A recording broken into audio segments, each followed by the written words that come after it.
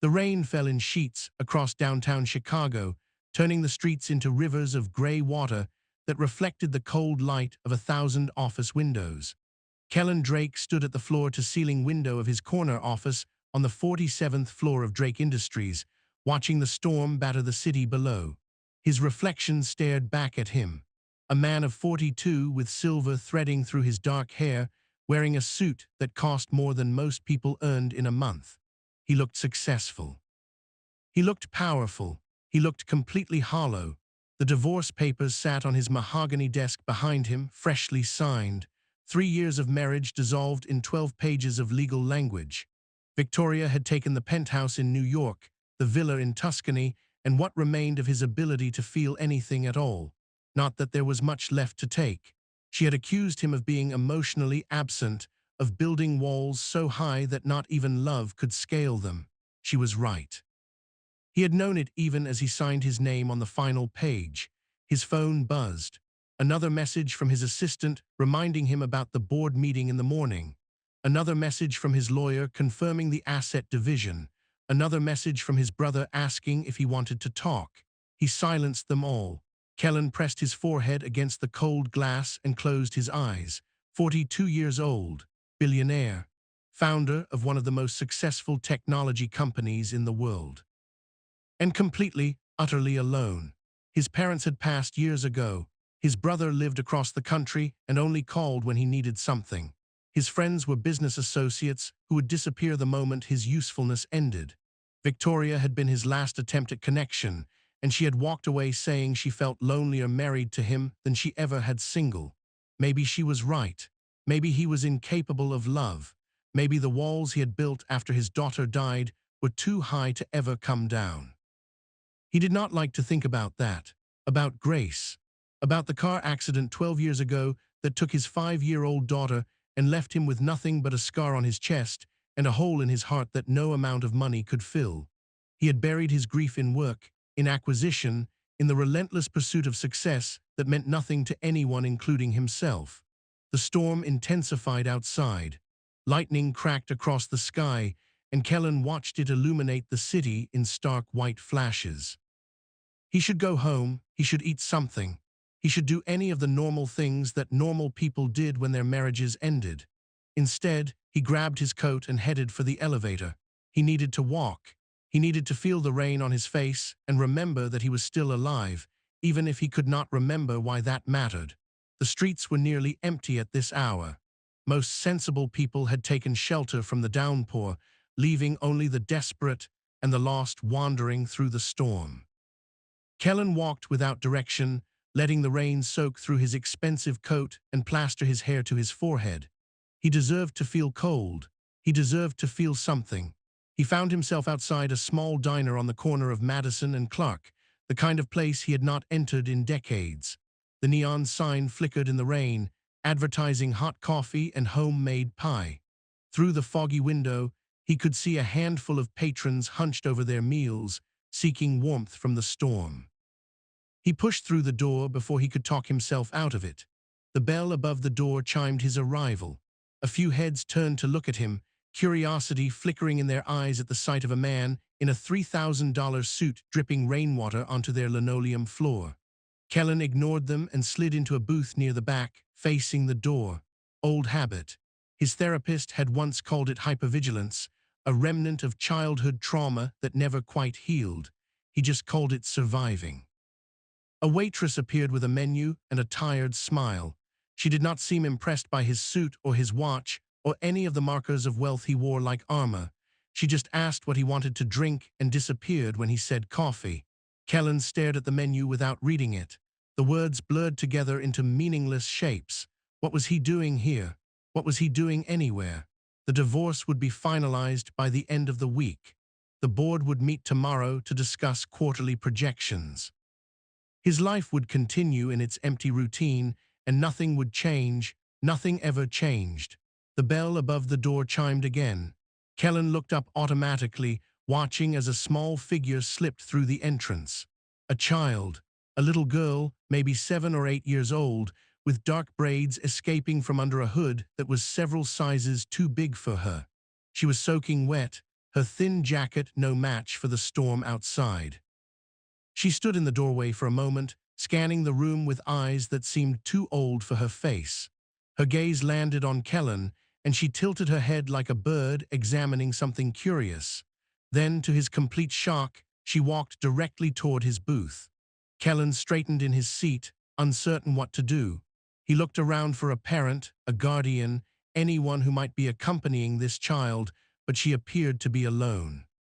She stopped in front of his table and stood there, studying him with an intensity that made him uncomfortable. "You look really sad," she said. Her voice was clear and direct, without any of the shyness he would have expected from a child approaching a stranger. "Did someone leave you?"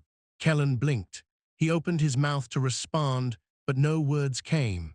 Of all the things he had expected from this evening, being psychoanalyzed by a 7-year-old was not among them. "I can tell," the girl continued, apparently unconcerned by his silence. "You have the same eyes as my mama when she thinks I am not looking, like something hurts inside and you do not know how to make it stop." Something shifted in Kellen's chest, a crack forming in walls he had spent years building. He cleared his throat and found his voice. "Are you lost?" he asked. "Where are your parents?" The girl climbed into the booth across from him without being invited, settling onto the cracked vinyl seat like she belonged there. "My mama is working across the street at the hotel. She cleans rooms. I'm supposed to wait here until she is done, but it is taking a long time tonight." Kellen glanced toward the door, then back at the child. She was watching him with those two old eyes, waiting for something. He had no idea what. "My name is Sky," she said, "like the sky. My daddy named me that because he said I was as big as his dreams." She paused, and something flickered across her face. "He is dead now. He went to heaven last year." The words hit Kellen harder than they should have. He had built his empire on emotional distance, on the ability to hear terrible things and remain unmoved. But this child, this stranger, had just told him about the death of her father with the same matter-of-fact tone she might use to describe the weather, and it broke something open inside him. "I am sorry," he said. The words felt inadequate. They always did in the face of grief. Sky shrugged, but her hands fidgeted with the zipper of her jacket. "It is okay. Mama says he is watching over us. I believe her most of the time." She looked up at Kellen with sudden intensity. "Do you have a daddy?" The question caught him off guard. "I did. He passed away a long time ago." Sky nodded solemnly. "Then you understand." She leaned forward across the table and Kellen found himself leaning in to meet her. "Can I ask you something?" "Yes. Why are you so sad?" "The real reason, not the reason you tell people when they ask." Kellen stared at this child, this tiny human who had wandered in from the storm and somehow seen through every defense he had ever built. The waitress appeared with his coffee, and he wrapped his hands around the warm mug without drinking from it. "I signed divorce papers today," he said slowly.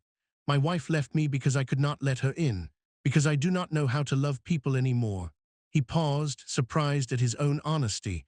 "Because I lost my daughter a long time ago, and I never stopped being afraid of losing anyone else." Sky's eyes widened slightly, but she did not look away.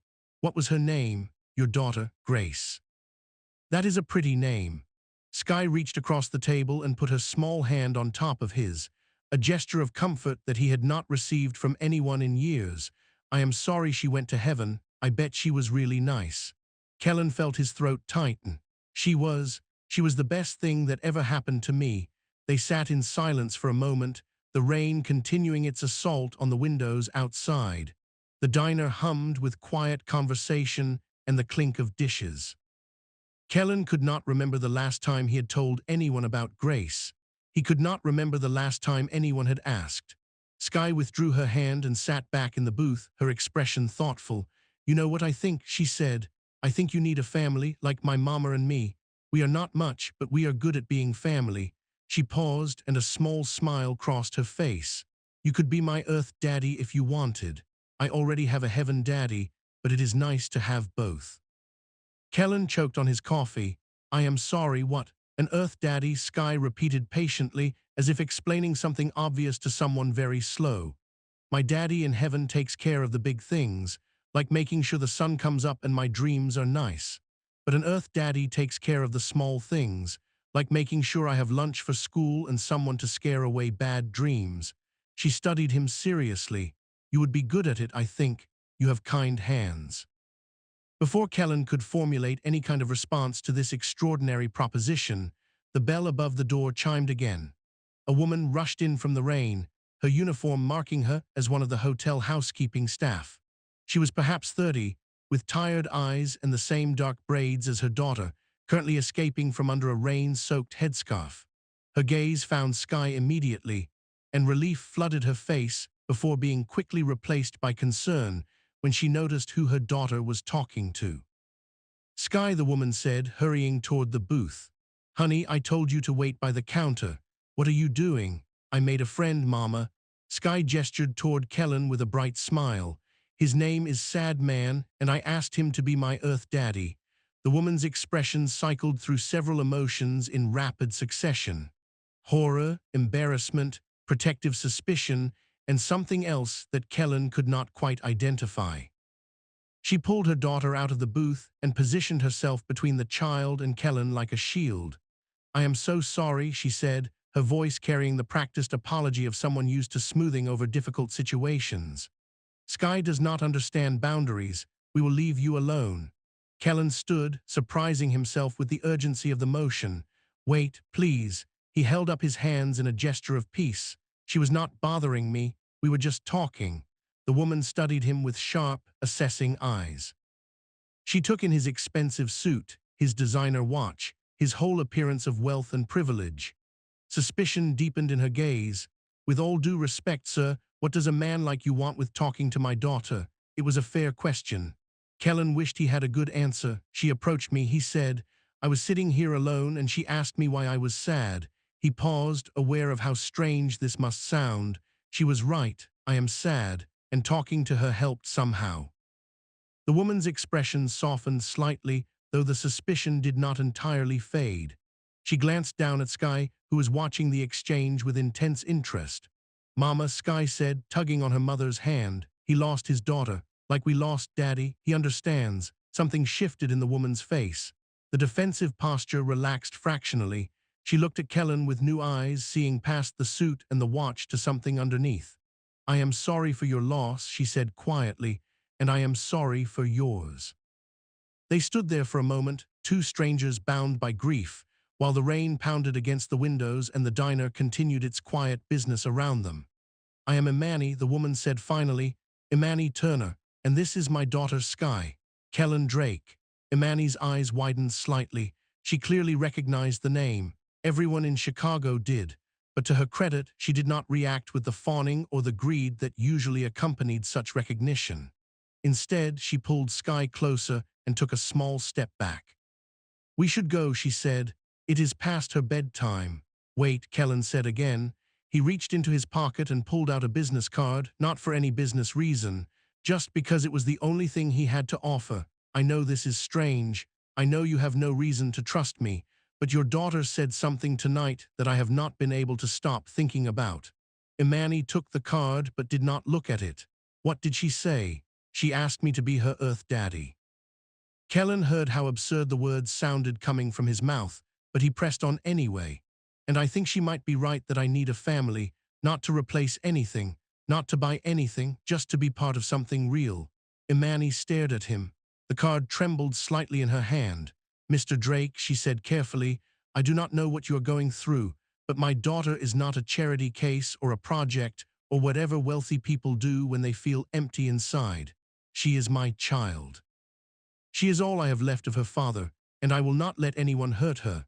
I understand, Kellen said. I'm not asking for anything tonight. I am just asking for a chance. He gestured toward the card. That has my personal number. If you ever need anything at all, please call. No strings attached. Imani looked at the card, then at her daughter, then at Kellen. The suspicion in her eyes warred with something else. Hope maybe, or desperation. Or just the exhaustion of a woman who had been fighting alone for too long. We will see, she said finally. She took Sky's hand and headed for the door. Halfway there, she paused and looked back. Mr. Drake, yes, why did you really stay to talk to her? The truth. Kellen considered the question. He thought about the divorce papers on his desk, the empty penthouse waiting for him, the hole in his chest that had been there so long he had forgotten what it felt like to breathe without it. Because she saw me, he said. Most people see what I have or what I can do for them. She just saw me, and she asked me a question that no one has asked me in 12 years. What question? If I was okay. Imani held his gaze for a long moment. Then she nodded once and led her daughter out into the rain. Kellen stood in the empty space where they had been, the waitress moving around him to clear his untouched coffee. He should go home. He should return to his life and forget this strange encounter with a child who spoke like a philosopher and a mother who looked at him like he was a threat. But he could not forget. Sky's words echoed in his head as he walked back into the storm. Earth Daddy, kind hands, someone to scare away bad dreams. He had not scared away anyone's bad dreams in 12 years.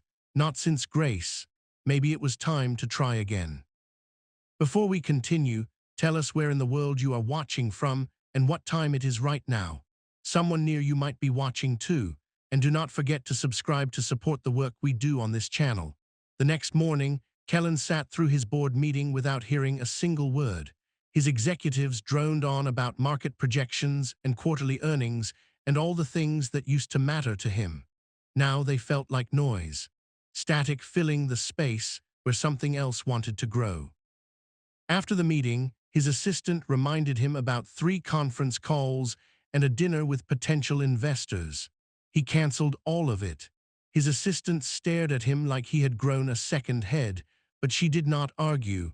In 20 years of working for Kellen Drake, she had learned that arguing was pointless. He drove himself across town to the hotel where Imani worked.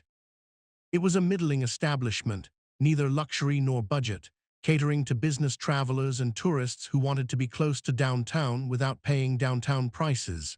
He parked his car in the visitor lot and sat there for 20 minutes, trying to figure out what he was doing. This was insane. He was Kellen Drake. He did not chase after strangers he met in diners.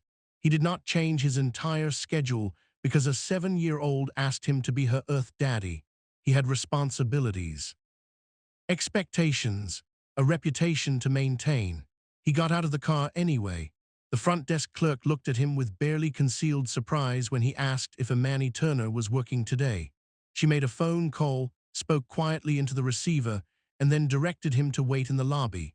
Kellen sat in an uncomfortable chair and watched families check in and out, their children running in circles around suitcases while parents tried to maintain order. He had been one of those parents once. He had forgotten what it felt like. Imani appeared from a service door 20 minutes later, still in her cleaning uniform. Her expression was guarded, suspicious, and something else. Worried maybe, she walked toward him slowly like approaching a wild animal that might bite.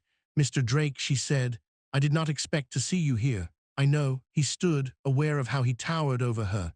"I wanted to apologize if I made you uncomfortable last night, and I wanted to explain myself better." "Explain yourself?" "Yes." He gestured toward the lobby chairs. "Can we talk?"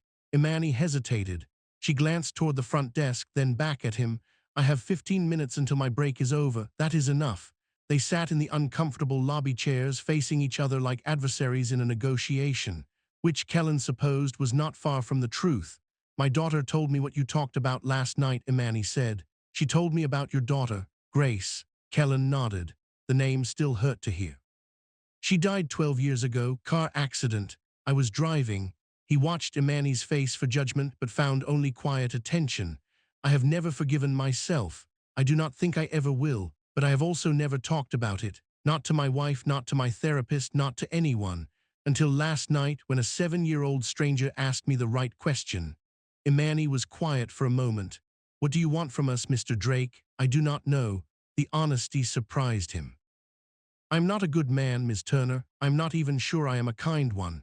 But when your daughter looked at me last night, she did not see any of that. She just saw someone who was sad and lonely and needed help. And for some reason, she decided I was worth helping. My daughter sees the best in everyone," Imani said. She paused. "It is going to get her hurt someday, maybe, or maybe it is going to change someone's life." Imani studied him with those sharp, assessing eyes. She had the same gaze as her daughter, Kellen realized, the same ability to see past surfaces to something underneath. My husband died 15 months ago, she said finally, brain aneurysm. He went to work one morning and never came home. Sky has not been the same since. She keeps looking for someone to fill the space he left. She has asked 3 different men to be her Earth daddy now, the mailman, her teacher, a homeless man in the park. Kellen felt something tighten in his chest. I am sorry. Do not be sorry, be honest. Imani leaned forward, her voice dropping.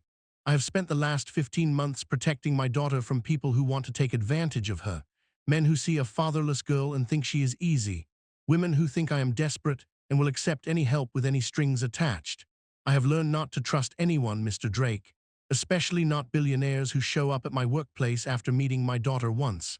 That is fair, Kellen said. I would be suspicious too. So tell me why I should not walk away right now. Tell me why I should let you anywhere near my child.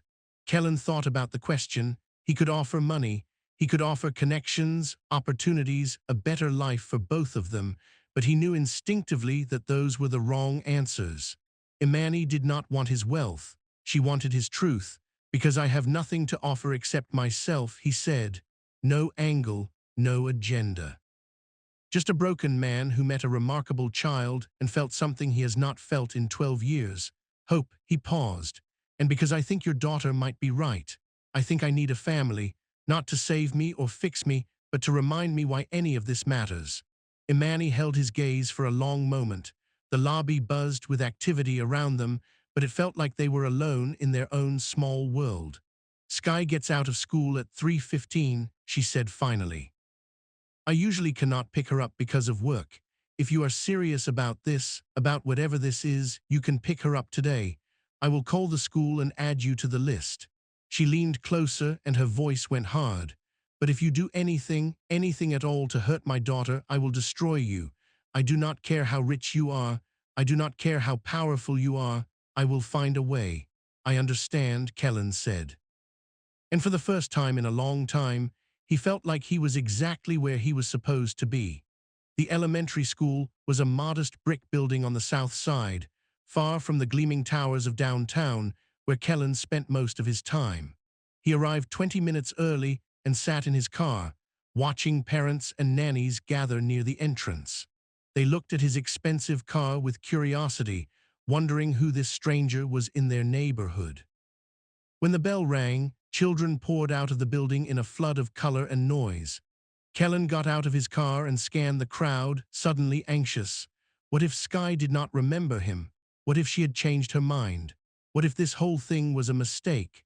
Then he saw her, those dark braids bouncing as she ran toward him, her backpack flapping against her shoulders. Her face split into a grin when she spotted him, and she waved frantically. Sad man, she shouted, loud enough for every parent in the vicinity to hear. You came, you actually came. She launched herself at him and Kellen caught her reflexively. He could not remember the last time anyone had been this happy to see him. The weight of her in his arms felt strange and right at the same time, like something he had lost had been returned. Hi Sky, he said, setting her down. Your mom said I could pick you up today. Is that okay? Sky beamed up at him. That is more than okay. That is perfect. She grabbed his hand and started pulling him toward the car. Can we get ice cream? Mama never lets me get ice cream after school because we have to take the bus home and it melts. But you have a car so it will not melt. Kellen found himself smiling. A real smile, not the practice one he wore for board meetings and investor dinners. Ice cream sounds great. They drove to a small shop near the school, a mom and pop place that Sky said had the best chocolate sundaes in the city. She talked the entire way there, a constant stream of observations about her day, her teacher, her friends, the cloud that looked like a dinosaur, the song she learned in music class. Kellen listened to all of it, genuinely interested for the first time in longer than he could remember. At the ice cream shop, Sky ordered a chocolate sundae with extra sprinkles and whipped cream. Kellen ordered the same, even though he could not remember the last time he had eaten ice cream. They sat at a small table near the window, watching the world go by while they ate. Can I ask you something? Sky said around a mouthful of chocolate. Of course. Do you really want to be my Earth daddy, Or were you just saying that because you felt sorry for me? Kellen set down his spoon and looked at her seriously. She deserved a serious answer. I do not feel sorry for you, Sky. I think you are one of the bravest, smartest people I have ever met. And yes, I really want to be your Earth Daddy. If you will let me.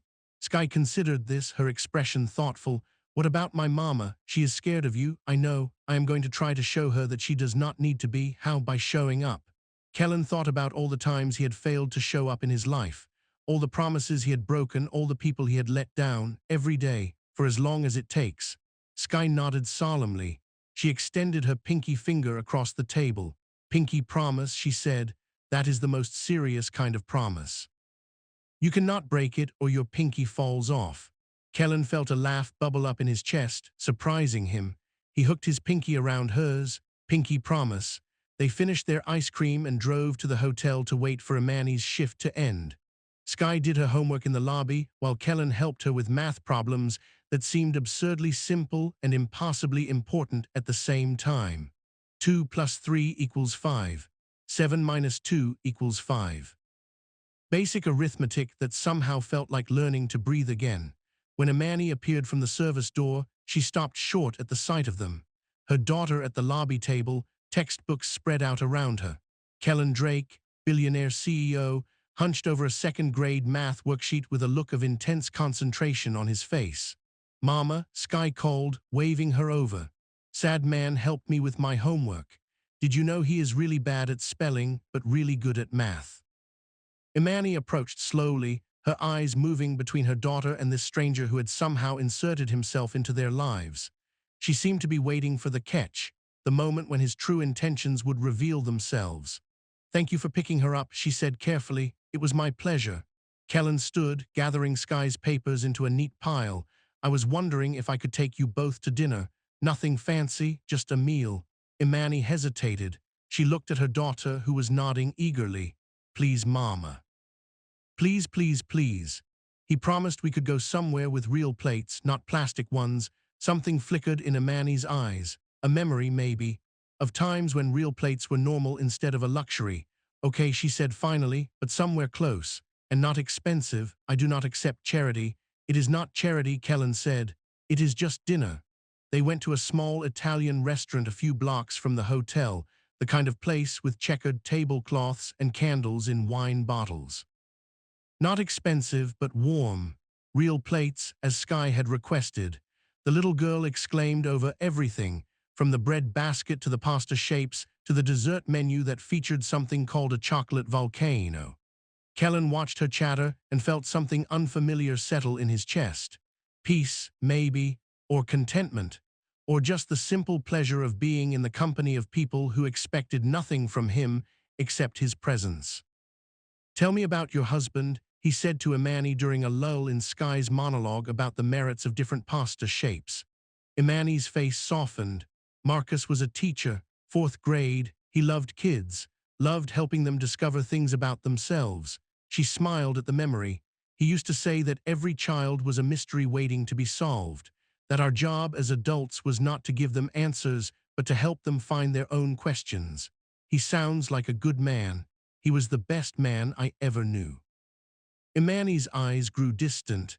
We did not have much, but we had each other. And then one day we did not anymore.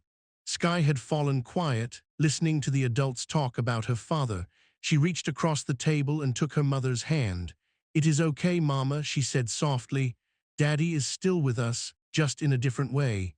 Imani smiled at her daughter, but her eyes were wet. I know, baby, I know.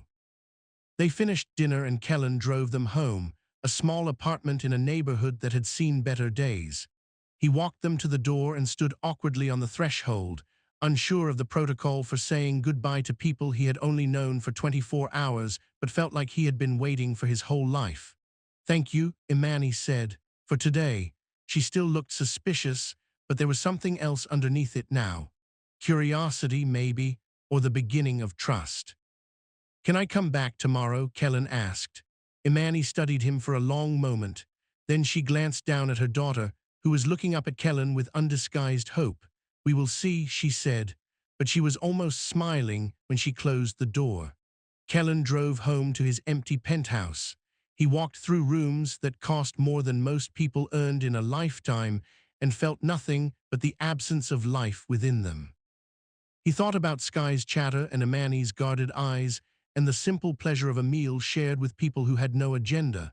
He thought about Grace, about the daughter he had lost, and the grief he had buried so deep it had calcified into walls. For the first time in 12 years, he let himself cry. The tears came slowly at first, then in a flood he could not stop. He sat on his expensive couch in his expensive home and wept for everything he had lost and everything he had been too afraid to find. He wept for Grace and for Victoria and for the man he might have been if tragedy had not hollowed him out. And when the tears finally stopped, he felt something new growing in the empty space they left behind. It felt like hope. It felt like beginning. 3 weeks passed, and Kellen Drake became a fixture in the lives of Imani and Sky Turner. He picked Sky up from school every day, helped her with homework in the hotel lobby, and took them both to dinner at least twice a week. He learned that Sky's favorite color was purple, that she wanted to be a veterinarian when she grew up, and that she had an irrational fear of butterflies that she could not explain. He learned that Imani worked double shifts most days, that she had not bought herself new clothes in over a year, and that she checked the locks on their apartment door exactly 3 times before going to bed. He learned that Marcus had been dead for 16 months now, and that his absence still filled their small home like a presence of its own. He learned what it felt like to be needed. It started small. Sky asking him to tie her shoes because Mama was too tired. Imani asking him to pick up milk on his way over because she had forgotten and the store was closed by the time she got off work. Little tasks that meant nothing individually but added up to something larger, something that looked like family. Kellen found himself restructuring his entire life around these 2 people he had known for less than a month. He delegated more to his executives, attended fewer meetings, and stopped working past 6 in the evening. His board was confused. His competitors were suspicious. His assistant was convinced he was having some kind of breakdown. Maybe he was, but it was the best breakdown of his life. On a Tuesday evening in late October, Kellen arrived at the apartment to find Imani waiting for him at the door. Her expression was different than usual, less guarded, more open, almost vulnerable. "Sky is at a sleepover," she said. "I thought maybe we could talk, just us." Kellen nodded and followed her inside. The apartment was small but immaculately clean, every surface organized with the precision of someone who had learned to make the most of limited space. Photos of Marcus lined the walls. Marcus holding baby Sky, Marcus and Imani on their wedding day, Marcus in his classroom surrounded by smiling children. He was handsome, Kellen said, studying a photo near the kitchen. He was beautiful, Imani corrected, inside and out. She sat down on the worn couch and gestured for Kellen to join her. "I need to ask you something, and I need you to be completely honest with me." Kellen sat. "Anything? What is this?" Imani's eyes searched his face. "What are we doing here? You are a billionaire. You could have anyone, be anywhere, do anything. Why are you spending your evenings in a cramped apartment on the South Side helping a 7-year-old with her multiplication tables?" It was a fair question. Kellen had been asking himself the same thing. "When my daughter died," he said slowly, "I shut down. Completely. I built walls so high that nothing could get through. Not love, not friendship, not even basic human connection. I thought that was strength. I thought if I never let anyone in, I could never be hurt again." He paused, gathering his thoughts. But Sky walked right through those walls like they were not even there. She looked at me and saw someone worth saving. No one has seen me that way in 12 years. Imani was quiet for a long moment. "I am scared," she admitted finally. "I am scared that this is too good to be true, that you will wake up one day and realize you are slumming it with the hotel maid and her fatherless daughter, and you will disappear. And Sky will be devastated. Again, I am not going anywhere. You cannot promise that. No one can promise that." Imani's voice cracked slightly. "Marcus promised me forever, and forever lasted 34 years. Kellen reached across the couch and took her hand. She tensed but did not pull away. "You are right," he said. "I cannot promise forever. I cannot promise that nothing bad will ever happen or that I will never make mistakes. But I can promise you this. I will show up. Every day. For as long as you let me, and when I mess up, because I will mess up, I will own it and try to do better. Imani looked down at their joined hands. Her fingers were rough from years of hard work, her nails short and unpolished. Kellen's hands were soft, manicured, the hands of a man who had never scrubbed a toilet or wrung out a mop. The contrast was stark. Why us, she whispered. Of all the people in the world, why us? Because Sky asked me, Kellen said simply. And because I was ready to say yes. They sat in silence for a while, the weight of the conversation settling around them.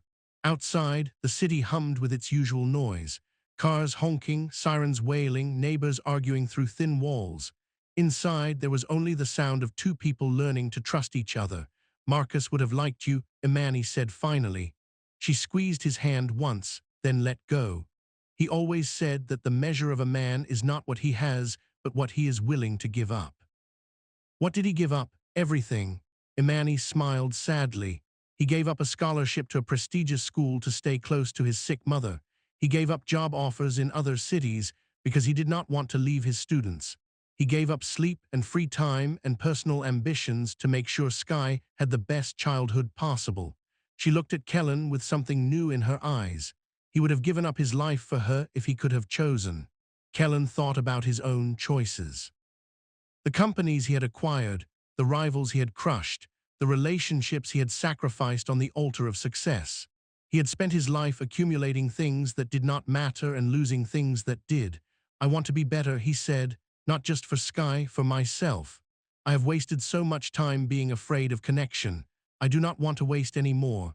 Imani studied him for a long moment. Then she stood and walked to the kitchen, returning with 2 glasses of water. Okay, she said, handing him one. Okay, we will try this, but slowly. And if at any point Sky gets hurt, we are done. No second chances, no explanations, done, understood, good. Imani sat back down, closer to him this time. Now tell me about Grace, not the accident, tell me about who she was. Kellen felt the familiar tightness in his chest, but this time he pushed through it. She was fierce, he said. Even at 5, she had opinions about everything.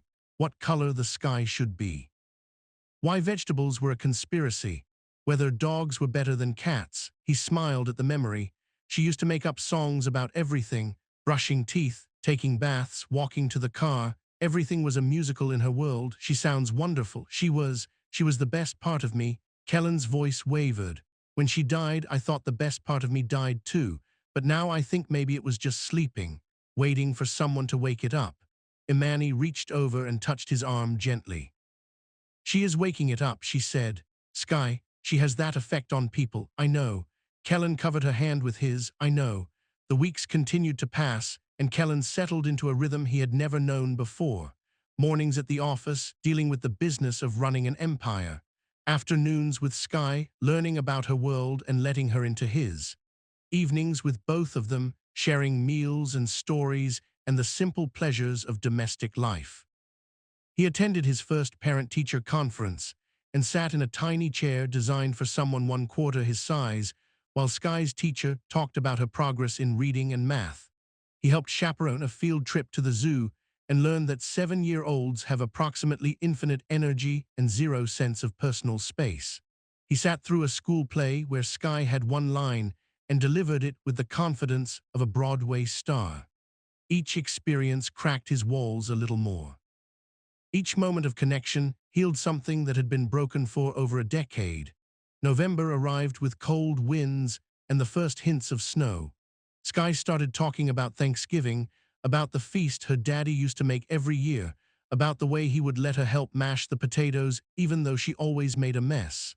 Imani tried to change the subject each time, her eyes growing distant with grief. Can we have Thanksgiving at your house? Sky asked Kellen one afternoon. Mama says our apartment is too small for a real feast, but your house is really big. You probably have a table as long as a dinosaur. Kellen looked at Imani, who was watching him with an unreadable expression. That is up to your mom, he said. Imani was quiet for a moment. Then she sighed. Okay, she said, but I am making the turkey. I do not trust billionaires to cook. Sky cheered and launched into an elaborate description of all the dishes they would need, counting them off on her fingers until she ran out of fingers and had to start over. Kellen watched her and felt something warm bloom in his chest. This was what family felt like. He had almost forgotten. Thanksgiving morning dawned clear and cold. Kellen woke early and spent 3 hours cleaning his penthouse, even though his housekeeper had already cleaned it twice that week. He wanted everything to be perfect. He needed everything to be perfect. If this moment hit you hard, you are not alone. Take a breath. Drop a comment telling us what you are feeling right now. And if you have not subscribed yet, this is your sign. Imani and Sky arrived at noon, carrying bags of groceries and a battered roasting pan that had clearly seen decades of use. This was Marcus's grandmother's, Imani explained, holding up the pan. She brought it over from Jamaica when she immigrated in the 50s. We have made Thanksgiving turkey in it every year since Sky was born. It is the most important pan in the world, Sky added solemnly, even more important than the pan Mama uses for pancakes. Kellen took the bags from Imani and led them into his kitchen. It was a massive space, all marble countertops and professional-grade appliances, most of which he had never used. Imani looked around with wide eyes. "This kitchen is bigger than our entire apartment," she said. "I know." Kellen felt a flash of embarrassment at his own excess. "I do not really cook." "Well, today you are going to learn." Imani rolled up her sleeves and started unpacking groceries. "Sky, show Mr. Kellen how to wash the vegetables." Sky grabbed his hand and pulled him toward the sink. "It is easy," she explained. "You just put them under the water and rub them until all the dirt comes off. But you have to be gentle or they get bruised and then they taste sad." "Vegetables can taste sad?" Kellen asked. "Everything can taste sad if you do not treat it right." Sky handed him a carrot and watched critically as he washed it. "Daddy said cooking is like love. You have to put your whole heart into it or it does not work. Your daddy was a smart man, the smartest." Sky beamed up at him. "But you are pretty smart too, for a billionaire." They spent the afternoon cooking together, the three of them moving around the kitchen in a dance that grew more coordinated as the hours passed. Imani commanded the turkey with the expertise of someone who had been doing this for years. Sky was in charge of the mashed potatoes, which she attacked with enthusiasm and liberal amounts of butter. Kellen handled whatever tasks they assigned him, from chopping vegetables to setting the table to keeping Sky entertained when she got bored. By the time the sun began to set, the penthouse was filled with the smell of roasting turkey and the sound of laughter. Kellen could not remember the last time his home had felt like this.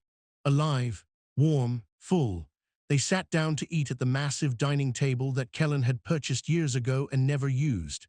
Sky insisted on saying grace, a rambling prayer that thanked God for turkey and mashed potatoes and her mama and her new friend Kellen and her daddy in heaven and the nice man at the grocery store who had given her a free cookie. "Amen," Imani said when Sky finally wound down. "Amen," Kellen echoed. They ate until they could not eat any more, then collapsed on the couch in the living room while Sky explored the penthouse with boundless energy. She discovered Kellen's home office and demanded to know what all the buttons on his desk did. She found his bedroom and declared that his bed was big enough for at least 10 people. She located his home gym and attempted to lift weights that were clearly too heavy for her until Imani called her back. "She is going to sleep well tonight," Imani said, watching her daughter bounce from room to room.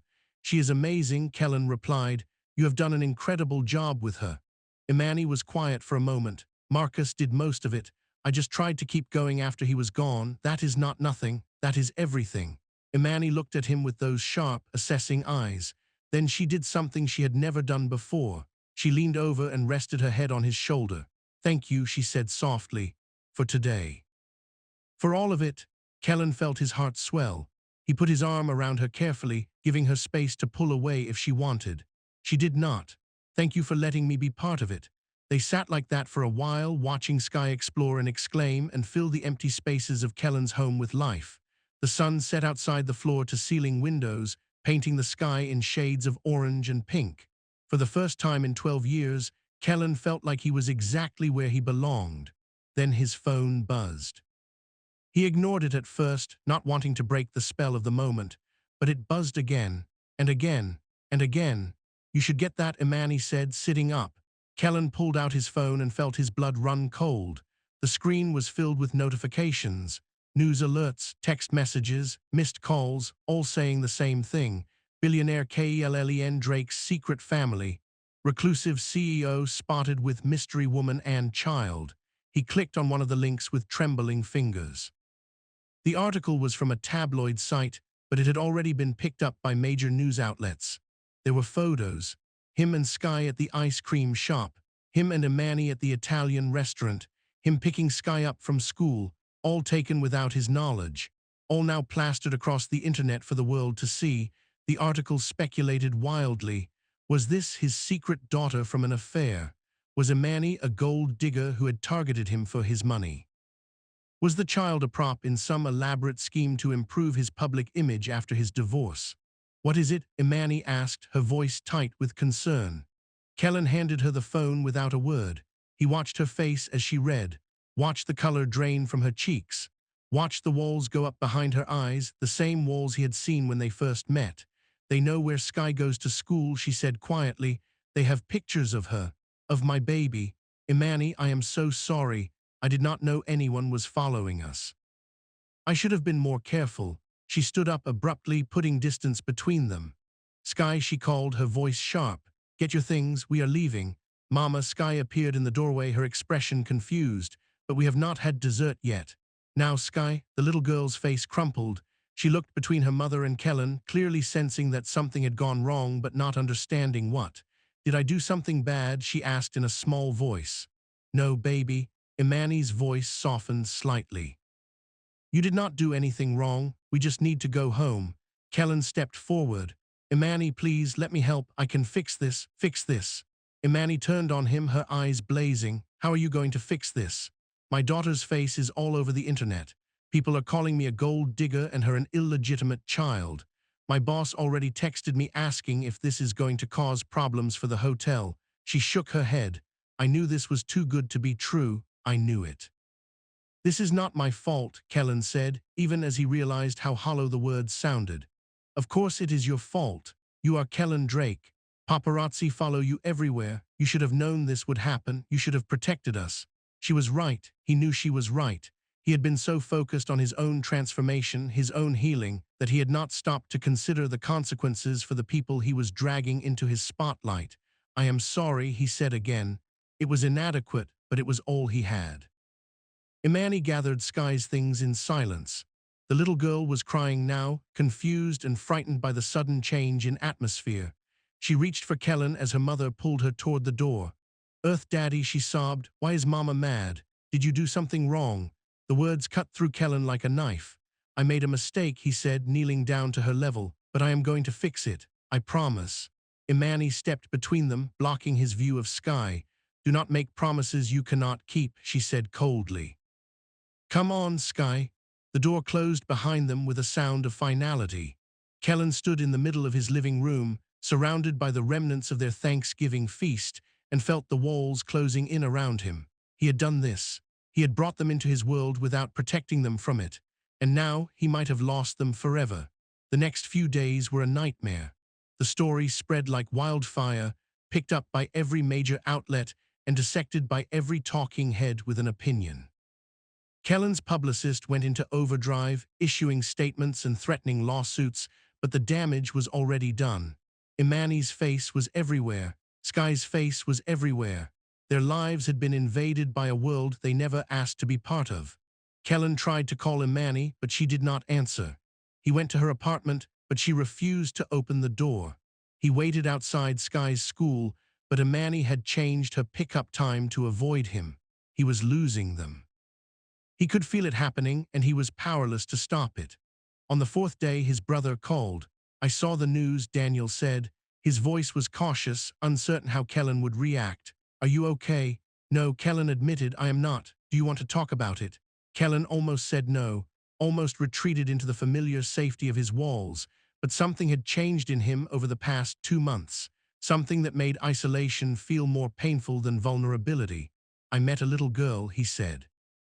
And her mother, they made me feel alive again, and now I have ruined everything. Daniel was quiet for a moment, Then he said something that surprised Kellen. Do you remember what Dad used to say when we messed up as kids? Kellen thought back. Their father had been a stern man, not prone to emotional displays, but he had been fair in his own way. He used to say that mistakes are not the end of the story, he said slowly. They are just plot twists. Right. Daniel's voice was warm. So what is your next plot twist going to be? Kellen did not have an answer, but for the first time in days he felt a spark of hope. He found Imani at the hotel the next morning. She was on her break, sitting alone in a corner of the employee cafeteria with a cup of coffee that had long since gone cold. She looked exhausted, dark circles under her eyes, tension in every line of her body. She looked up when he approached and her expression hardened. I told you to stay away. I know. Kellen sat down across from her anyway. And I will if that is what you really want. But first I need to say something. Imani crossed her arms. You have 2 minutes. Kellen took a deep breath. He had rehearsed this speech 100 times, but now that he was here the words felt inadequate. I was selfish, he said. I was so focused on my own healing, my own redemption, that I did not think about the cost to you and Sky. I brought you into my world without preparing you for what that meant. Without protecting you from the consequences. He paused. That was wrong, and I am sorry. Sorry does not fix anything, Imani said, but some of the hardness had left her voice. I know, but I am going to try to fix it anyway. Kellen pulled out his phone and showed her the screen. I have hired a security team to watch your apartment and Sky's school, discreetly. They will not bother you, but they will make sure no one else does either. I have also had my lawyers send cease and desist letters to every outlet that published photos of Sky. Most of them have agreed to take them down. Imani stared at the phone, then at him. Why are you doing this? Because I love her. The words came out before Kellen could stop them. And I think I might be falling in love with you too. He held up a hand to stop her protest. I know that is not what you want to hear right now. I know I have not earned the right to say it. But it is true. And I am not going to walk away just because things got hard. Imani's eyes filled with tears. She blinked them back furiously. Sky cried for 3 hours the night we left, she said quietly. She thought she did something wrong. She thought you were mad at her. Kellen felt his heart break. Can I see her, please, just to explain? Imani was quiet for a long moment. The cafeteria hummed around them, other employees coming and going, oblivious to the drama unfolding in their midst. She has a nightmare, Imani said finally. Every night since Thanksgiving, she wakes up screaming that you left, that everyone leaves. Kellen closed his eyes. The pain in his chest was almost unbearable. Let me help, he said. Let me show her that I am not going anywhere. How are you going to show her that? By being there, every time she needs me, for as long as it takes. Imani studied him with those sharp, assessing eyes, the same eyes that had seen through his walls from the very beginning. Tonight, she said finally, come to the apartment at 7. If Sky wants to see you, you can stay. If she does not, you leave and you do not come back. Fair enough. Kellen arrived at the apartment at exactly 7, carrying a small stuffed elephant that Sky had admired in a store window weeks ago. He had not bought it at the time, not wanting to overstep. Now he hoped it might serve as a peace offering. Imani opened the door and stepped aside to let him in. Sky was sitting on the couch, her face a mixture of hope and fear. Hi, Kellen said, staying near the door to give her space. I brought you something. He held out the elephant. Sky looked at it, then at her mother, then back at Kellen. You came back, she said quietly. I will always come back, Sky, always. The little girl's face crumpled. She launched herself off the couch and ran toward him, wrapping her arms around his legs with desperate strength. I thought you left, she sobbed. Like Daddy. I thought you went away and you were not coming back. Kellen knelt down and pulled her into a proper hug. She clung to him like he was the only solid thing in a shifting world. I'm not going anywhere, he said, his voice thick with emotion. I made a mistake, a big mistake, but I am going to fix it. I promise. Pinky promise, Sky asked through her tears. Kellen held out his pinky promise. They stayed like that for a long time, the little girl and the billionaire, holding on to each other in a cramped apartment on the south side while the city hummed outside. Imani watched from the doorway, her expression unreadable. Finally, Sky pulled back and looked at Kellen with red-rimmed eyes. Will you stay until I fall asleep? She asked. I have bad dreams now, but maybe they will not come if you are here. Of course. He carried her to her small bedroom and sat on the edge of her bed while she clutched the stuffed elephant and told him about her nightmares. About darkness and falling and people who disappeared before she could reach them. About her daddy walking away into a fog and never coming back. Dreams cannot hurt you, Kellen said. They feel scary, but they are not real. And even when they come, I will be here when you wake up. Every time. Every time. Sky fell asleep with her hand wrapped around his finger, holding on even in slumber. Kellen sat there in the darkness, listening to her breathe, and felt something settle in his chest. This was what he had been missing. This was what all his money and power could never buy, the simple trust of a child who believed he would keep his promises. He stayed until midnight, long after Sky's breathing had deepened into true sleep. Then he carefully extracted his finger from her grip and walked into the living room where Imani was waiting. She was sitting on the couch, a glass of wine in her hand. She looked up when he entered. She has not slept that peacefully in days, she said. I am glad. Imani set down her glass and stood. She walked toward him slowly, stopping just out of arm's reach. I do not forgive you, she said. Not yet. You still have a lot to prove. I know, but I am willing to give you the chance to prove it. That is all I ask. Imani nodded. Then, to his surprise, she reached out and took his hand. Marcus used to say that love is not a feeling, she said quietly. It is a choice you make every day. He looked at Kellen with those sharp, knowing eyes. So choose, Kellen, every day. Choose us. I will, he said. I promise. She squeezed his hand once, then let go. Go home, she said. Get some sleep and come back tomorrow. Kellen walked to the door, then paused with his hand on the knob. Imani, yes, thank you for giving me another chance. Imani almost smiled. Do not make me regret it. He walked out into the cold November night. The city sprawled around him in all its noise and chaos and life. He had almost lost everything. He had almost retreated back behind his walls where it was safe and empty and dead. But he had chosen differently. He had chosen to fight. And somehow, impossibly, he was being given another chance. He would not waste it. The weeks that followed were a careful dance of rebuilding. Kellen showed up every day, just as he had promised. He picked Sky up from school and helped with homework. He sat through nightmares and taught breathing exercises. He attended parent-teacher conferences and school plays and birthday parties for classmates whose names he could barely remember. He also worked on rebuilding trust with Imani. He did not push for more than she was willing to give. He let her set the pace, the boundaries, the rules of engagement. When she pulled back, he gave her space. When she leaned in, he met her halfway. Slowly, gradually, the walls between them began to come down. It was not easy. There were setbacks and misunderstandings and moments when Kellen was certain he had ruined everything again. But he kept showing up, kept choosing them, kept proving that he meant what he said. By Christmas, he had become a permanent fixture in their lives, not just a visitor but a member of the family. Sky had started calling him Earth Daddy without prompting, the words rolling off her tongue like they had always been there.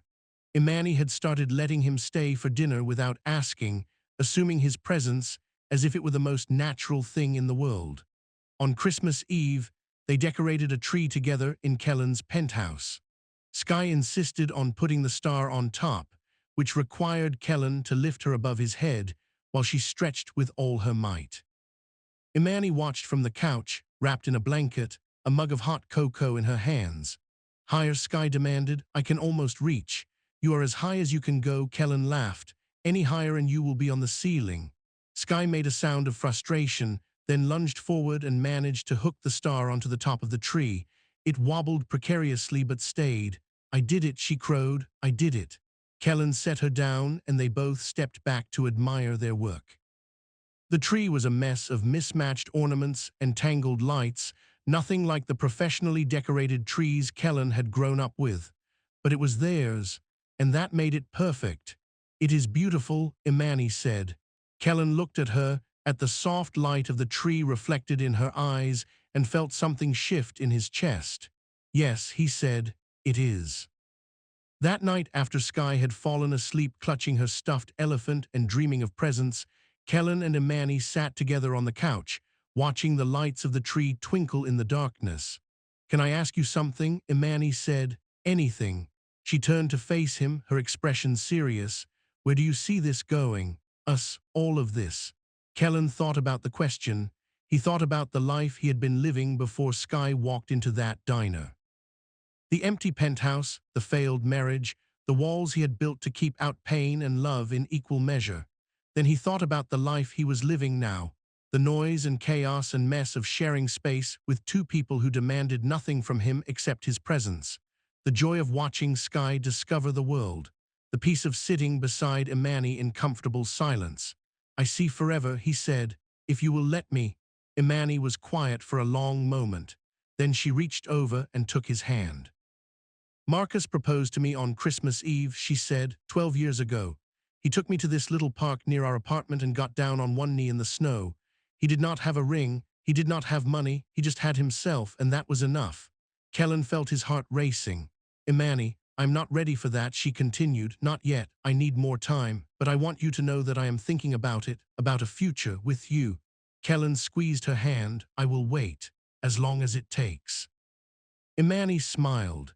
It was the first real, unguarded smile she had given him since Thanksgiving. It transformed her face, softening the sharp edges and revealing the woman underneath the armor. "Merry Christmas, Kellen," she said. "Merry Christmas, Imani." They sat together in the darkness, holding hands, watching the lights of the tree and dreaming of futures that finally seemed possible. Outside, the city hummed with life and noise and the promise of new beginnings. And for the first time in 12 years, Kellen Drake felt like he had finally come home. January arrived with a brutal cold snap that sent temperatures plummeting and kept most of the city indoors. Sky came down with a fever that lasted 3 days, during which Kellen barely left the apartment. He held cold washcloths to her forehead, read her stories until his voice went hoarse, and paced the living room at 2 in the morning while Imani slept fitfully on the couch. On the 4th day, the fever broke. Sky woke up hungry and demanding pancakes, and Kellen felt something loosen in his chest that he had not even realized was tight. "You look terrible," Imani said, handing him a cup of coffee. "When was the last time you slept?" Kellen tried to remember. The days had blurred together in a haze of worry and exhaustion. "I am fine," he said. "You are not fine, you are a mess." Imani pushed him toward the couch. "Sit, I will make the pancakes." Kellen sat. He was asleep within minutes. He woke to the sound of laughter. Sky was sitting on the floor in front of him, drawing pictures with crayons while Imani watched from the kitchen doorway. The apartment smelled like butter and maple syrup. "Earth Daddy snores," Sky announced when she saw his eyes open. "Really loud. Like a bear." "I do not snore," Kellen protested. "You absolutely snore," Imani confirmed. "I thought there was construction happening outside." Kellen rubbed his eyes and sat up. "How long was I out?" 3 hours. Imani crossed the room and handed him a plate of pancakes. "You needed it." The pancakes were slightly burned around the edges, and the syrup had been applied with a heavy hand, but Kellen thought they might be the best thing he had ever tasted. He ate while Sky showed him her drawings: a house with a purple roof, a dog that looked more like a potato, 3 stick figures holding hands, labeled Mama and Sky and Earth Daddy in wobbly letters. "That is us," Sky explained. "I am going to put it on the fridge." Kellen looked at the drawing and felt his throat tighten. This was his family now, not the one he had been born into, not the one he had lost, but the one he had chosen, the one that had chosen him. "It is perfect," he said. Sky beamed and ran off to find tape. "She has been asking about forever," Imani said quietly.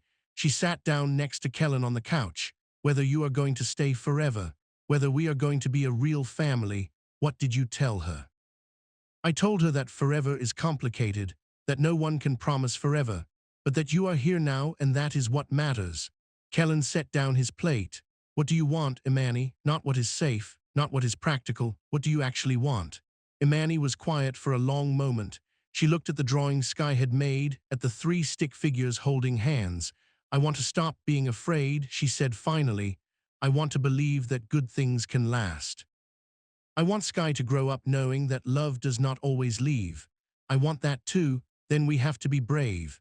Imani turned to face him. "Both of us. We have to stop waiting for the other shoe to drop and start building something real." What does that look like? I do not know. Imani smiled ruefully. I have never done this before. Marcus and I were together since high school. I never had to figure out how to build a relationship from scratch. Neither have I. Kellen took her hand. But I am willing to figure it out together. If you are. Imani looked at their joined hands for a long moment. Then she leaned over and kissed him. It was their first real kiss, soft and tentative and full of promise. When she pulled back, her eyes were bright with something that might have been tears. Okay, she said, let us figure it out together. Mama and Earth Daddy are kissing. They sprang apart to find Sky standing in the doorway, tape in hand, her face split into an enormous grin. Does this mean we are a real family now? She asked. Kellen looked at Imani. Imani looked back at him. We are working on it, Imani said. Sky considered this for a moment. Then she nodded solemnly. Okay, but you have to tell me when it is official. I need to update my drawing. She marched off to the kitchen to tape her artwork to the fridge, leaving the two adults alone with their racing hearts and uncertain smiles. That was not how I planned for that to happen, Imani said. Plans are overrated, Kellen replied. She laughed. It was a real laugh, unguarded and free. Kellen thought it might be the most beautiful sound he had ever heard. The next few weeks brought a new kind of intimacy. Kellen learned the rhythm of Imani's days, the way she hummed while she cooked, and the way she always checked the locks twice before bed. She learned his habits too, the way he read 3 newspapers every morning and the way he talked to himself when he was thinking through a problem. They were careful around Sky, keeping their physical affection to a minimum when she was present. But the little girl was perceptive. She noticed the way they looked at each other, the way their hands found each other in quiet moments. Are you going to get married? She asked one evening over dinner. Kellen choked on his water. Imani set down her fork with deliberate calm.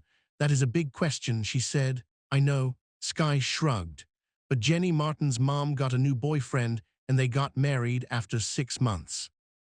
You and Earth Daddy have known each other for longer than that. Marriage is not something you rush into, Imani said carefully. It is a big decision that takes a lot of thought. But you love each other, right? Kellen and Imani exchanged glances. They had not said those words to each other yet, not explicitly. The kiss had happened, and things had shifted between them, but the declaration remained unspoken. It is complicated, Kellen said. Sky rolled her eyes with all the exasperation a 7-year-old could muster. Adults always say that, but it is not really complicated. Either you love someone or you do not. That is what Daddy used to say. Your daddy was very wise, Imani said softly. So do you? Love each other. The kitchen fell silent. Outside, the city hummed with its usual noise. Inside, Kellen could hear his own heartbeat pounding in his ears. Yes, Imani said quietly. She did not look at Kellen. She kept her eyes on her daughter. I do love him. Sky turned to Kellen expectantly. I love your mother very much, he said, and I love you too. Sky nodded as if this confirmed something she had already known. Good, she said. Then you should get married. Can I be the flower girl? Imani laughed, the tension breaking. We will talk about it, she said. But not tonight. Tonight we finish dinner and do homework. Sky groaned but did not argue. The conversation moved on to other things. But Kellen could not stop thinking about what had just happened. The words they had finally spoken. The future that was slowly taking shape. After Sky went to bed, Kellen and Imani sat together on the couch in the darkness. I meant it, Imani said. What I said to Sky, I do love you, I know. Kellen pulled her close. I meant it too. This is terrifying, I know that too. Imani rested her head on his shoulder. What if it does not work? What if we try and fail and Sky gets hurt? What if we do not try and spend the rest of our lives wondering what could have been? She was quiet for a long moment. Then she sighed. When did you become the optimistic one? You taught me. Imani laughed softly. I think Sky taught both of us. They sat together in the darkness, holding each other, letting the fear and the hope exist side by side. Outside, the winter wind howled against the windows. Inside, they were warm. February brought Valentine's Day, and Kellen found himself agonizing over plans for the first time in his adult life. His previous approach to the holiday had been efficient and impersonal. His assistant would order flowers and make dinner reservations, and he would show up with a vague smile and no real investment in the outcome. This time was different. This time it mattered. He considered and rejected a dozen ideas before finally settling on something simple. A homemade dinner in his penthouse, prepared by his own hands with guidance from cooking videos he watched in secret. Candles, music, Sky safely deposited at a sleepover with a friend from school. The dinner was a disaster. He burned the chicken, overcooked the pasta, and somehow managed to set off the smoke alarm twice. By the time Imani arrived, the penthouse smelled like a combination of charcoal and desperation. "What happened here?" she asked, looking around at the chaos. "I tried to cook," Kellen admitted. "It did not go well." Imani surveyed the damage. Then she started laughing. "Oh no," she said between giggles. "The chicken." "Kellen, what did you do to the chicken?" "I followed the recipe exactly." "Did the recipe say to turn it into a hockey puck?" Kellen looked at the blackened remains of what had once been a chicken breast and felt his face heat with embarrassment. "I wanted it to be perfect," he said. "I wanted to do something special for you. Something that showed how much this means to me." Imani's laughter faded into something softer. She crossed the kitchen and put her hands on his face. "You ridiculous man," she said. "I do not need perfect. I do not need expensive restaurants or fancy gifts. I just need you. But the chicken, we will order pizza." Imani kissed him gently. "The thought is what matters." And the thought was very, very sweet. They ordered pizza and ate it by candlelight, sitting on the floor because Kellen had somehow managed to break one of his dining room chairs during the cooking fiasco. Imani told stories about her worst cooking disasters. Kellen confessed that he had once lived on takeout for 3 years straight because he could not be bothered to learn how to use his stove. It was not the romantic evening he had planned. It was better. After dinner, they moved to the couch.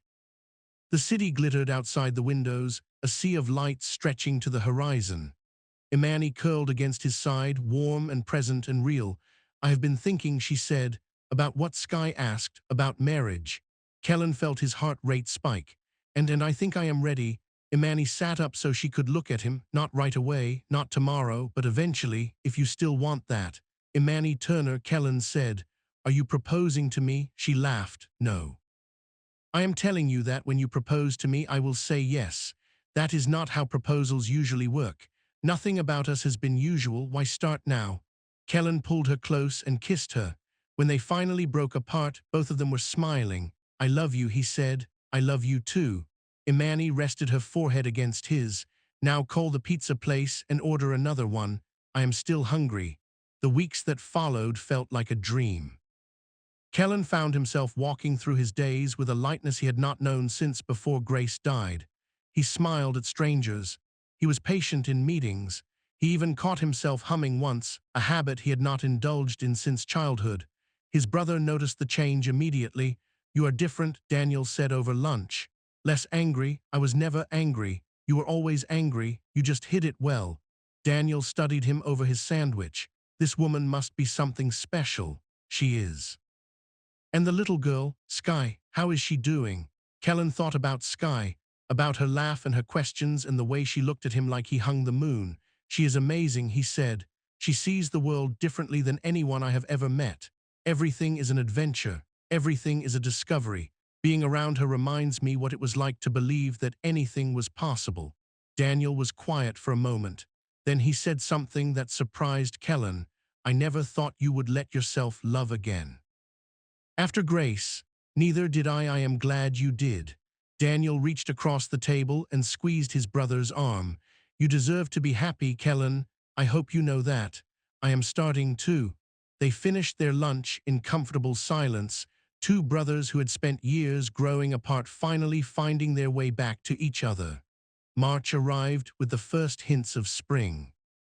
Snow began to melt, the days grew longer, and Sky started talking about her birthday party with the single-minded focus of a military strategist planning a campaign. "I want a unicorn theme," she announced at breakfast, "with a purple cake and rainbow decorations and a real unicorn if we can find one." "Real unicorns are hard to come by," Imani said. "How about a unicorn bouncy castle instead?" Sky considered this compromise. "Okay, but the cake has to have sparkles." lots of sparkles. Done, the party was scheduled for the third Saturday of the month. Kellen threw himself into the planning with enthusiasm that surprised everyone, including himself. He rented out an entire party venue. He hired a unicorn-themed entertainer. He ordered a cake so elaborate that it required its own transportation vehicle. You know, she would have been happy with cupcakes in the apartment, Imani said, watching the delivery trucks pull up to the venue. I know, Kellen grinned. But where is the fun in that? You are going to spoil her. That is the plan. Imani shook her head, but she was smiling. You are impossible. You love me anyway. God help me, I do. The party was a spectacular success. 20 children ran screaming through the unicorn bouncy castle while their parents watched in exhausted awe. The cake was declared the best cake in the history of the universe. The entertainer taught everyone a unicorn dance that would haunt Kellen's dreams for weeks. At the end of the day, after the guests had left and the venue had been cleaned, Kellen found Sky sitting alone on a bench, still wearing her sparkly birthday crown. Hey, he said, sitting down next to her. Great party, the best party ever. Sky leaned against his arm. Thank you, Earth Daddy, you are welcome. They sat in comfortable silence for a moment. Then Sky said something that caught Kellen off guard. I used to ask God for a new daddy, she said quietly, after my real daddy died. I would pray every night for God to send me someone to take care of us. She looked up at him with those serious brown eyes. I think God sent you. Kellen felt his throat tighten. He did not know what to say. He did not know if there were words adequate for this moment. I am glad I found you, he finally managed. Me too. Sky hugged him fiercely. I love you, Earth Daddy. I love you too, Sunshine.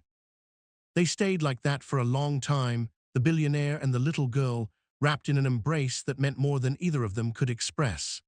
The late afternoon sun slanted through the windows, casting everything in gold.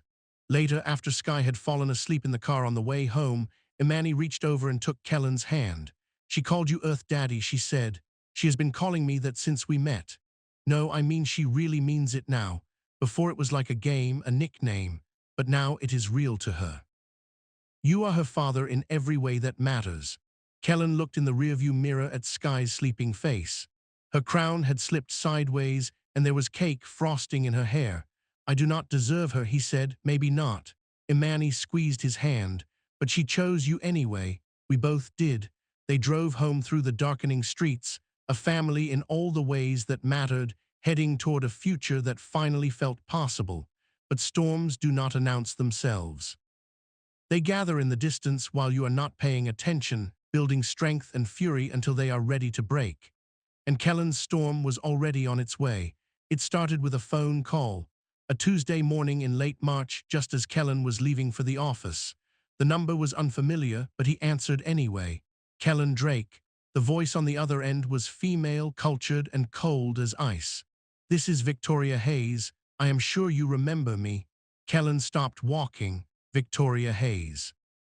His ex-wife's sister. The woman who had blamed him for the accident that killed Grace, who had testified against him in the custody hearing for their daughter's remains, who had made it her personal mission to destroy him in the aftermath of the tragedy. What do you want, Victoria? I have been watching you, Kellen.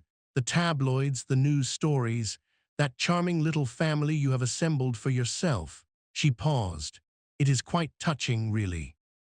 The grieving billionaire finds redemption with a hotel maid and her fatherless child.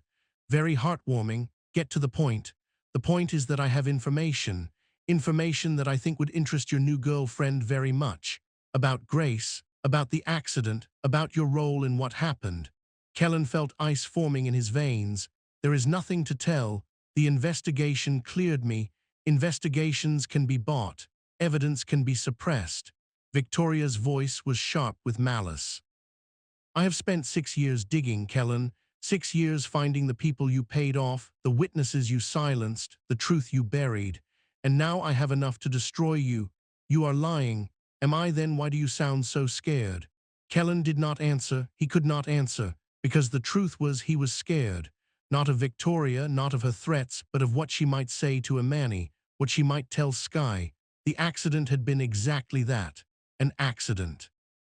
A slick road, a moment of inattention, a truck that ran a red light. Grace had died in his arms while he screamed for help that came too late. The investigation had found no fault, no criminal negligence, nothing to indicate that Kellen could have prevented what happened. But grief does not listen to investigations. Guilt does not care about findings. And Kellen had spent 12 years wondering if there was something he could have done differently, some choice he could have made that would have saved his daughter. Victoria knew this. She had always known this. And now she was going to use it. "What do you want?" Kellen asked again. "I want you to suffer." Victoria's voice was almost gentle now. "The way I have suffered. The way my sister suffered before she killed herself. The way Grace suffered in those final moments. That is not. I am going to contact Imani Turner. I am going to tell her everything. The real story of how Grace died. The witnesses who saw you speeding. The phone records that show you were distracted. The money you paid to make it all go away. None of that is true. Truth is whatever people believe, Kellen, and people will believe me, because I am a grieving aunt and you are a billionaire with blood on his hands." Victoria laughed, a cold and empty sound. "Enjoy your family while you can. It will not last much longer." She hung up. Kellen stood frozen on the sidewalk, his phone still pressed to his ear. Around him, the city continued its usual chaos. People rushing to work, cars honking, pigeons squabbling over scraps. The world kept spinning as if nothing had changed. But everything had changed. He thought about calling his lawyers, but what would he tell them? There was no case here, no lawsuit, just a woman with a grudge and a willingness to lie. He thought about warning Imani, but how would he explain? How would he tell her about Victoria without telling her about the guilt that had haunted him for 12 years? How would he tell her that he still was not sure, deep in his heart, that he was not responsible for his daughter's death? He went to work because he did not know what else to do. He sat through meetings and signed documents and made decisions that would affect thousands of employees, all while his mind raced in circles around the conversation with Victoria. She would contact Imani, that was certain. The only question was when and what she would say. He needed to tell Imani first. He needed to explain before Victoria had a chance to poison everything. But every time he picked up his phone to call, he froze. What would he say? How would he start? "I had a daughter. She died. I might have been able to save her." The words felt inadequate. They felt like a betrayal of everything he had built with Imani and Sky. By the end of the day, he still had not called. He drove to the apartment in a daze, parked on the street, and sat in his car for 20 minutes trying to gather the courage to go inside. Finally, he forced himself to move. He walked to the door. He knocked. Sky answered, her face lighting up when she saw him. "Earth Daddy." She threw her arms around his legs. "You are late. Mama made spaghetti and I got to stir the sauce." "That sounds great, sunshine." Kellen forced a smile. "Is your mom inside?" "In the kitchen. Come on." Sky grabbed his hand and pulled him into the apartment. The smell of tomato sauce and garlic filled the air. Imani was standing at the stove, her back to the door. "He is here," Sky announced. "He says the spaghetti sounds great." Imani turned. One look at his face and her smile faded. "Sky, honey, can you go set the table? Use the nice plates." "The nice plates?" Sky's eyes went wide. "Is it a special occasion? Something like that? Go on." Sky scampered off to the cabinet where the nice plates were kept. Imani crossed the kitchen and stood in front of Kellen. "What happened?" she asked quietly. "You look like you have seen a ghost." "In a way I have." Kellen took a breath. "We need to talk, after dinner, when Sky is asleep." "About what?" "About Grace, about the accident, about something I should have told you months ago." Imani's expression was unreadable, but she nodded. "Okay," she said. After dinner, they ate in an atmosphere of forced normalcy. Kellen complimented the spaghetti, helped Sky practice her spelling words, and cleaned the kitchen while Imani gave Sky a bath. Every moment felt weighted with the conversation to come. Finally, Sky was asleep. Imani closed her daughter's bedroom door and walked back into the living room where Kellen was waiting. She sat down across from him, not next to him on the couch, but in the armchair opposite, a distance that felt deliberate. "Tell me," she said. Kellen told her. He told her about the day of the accident, the rain that had been falling all morning, making the roads slick and treacherous, the errand he had been running, a trip to the pharmacy to pick up medicine for Grace's ear infection, the way she had been singing in the back seat, making up songs about the raindrops racing down the window. He told her about the intersection, the truck that ran the red light, the impact that crumpled the passenger side of the car like paper.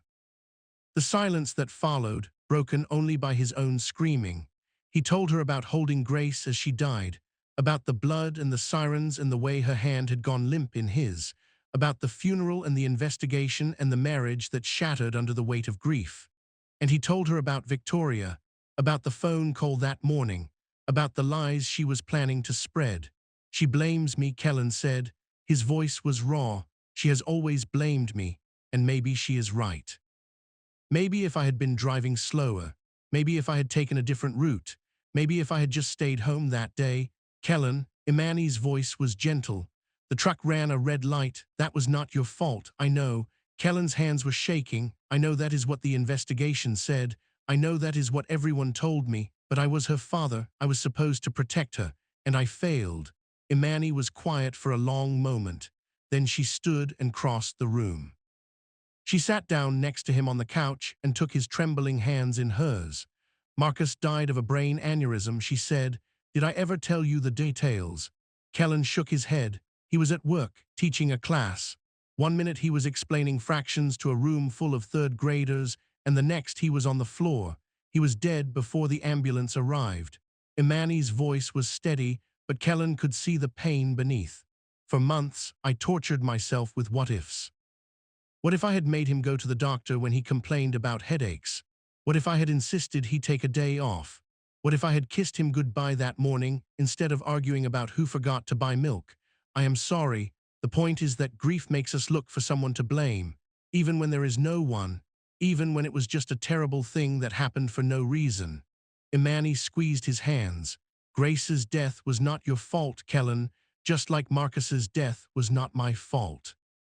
Sometimes the universe is just cruel, but Victoria is a grieving woman who needs someone to hate. You are an easy target. That does not make her right. She is going to tell you lies. She is going to try to turn you against me. Let her try. Imani's voice was fierce. I know who you are, Kellen. I have seen you with my daughter. I have watched you show up every single day for the past 4 months. No one is going to convince me that you are a monster. Kellen felt tears streaming down his face. He had not cried in years, not since the funeral, not since he had built his walls so high that nothing could get through. But Sky had walked through those walls, and Imani had followed. And now he was sitting here, broken open and vulnerable, and instead of running away, they were holding him together. I love you, he said. The words felt inadequate, but they were all he had. I know.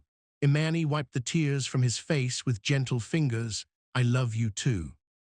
They sat together in the darkness, holding each other, while the city hummed outside and Victoria Hayes plotted her revenge.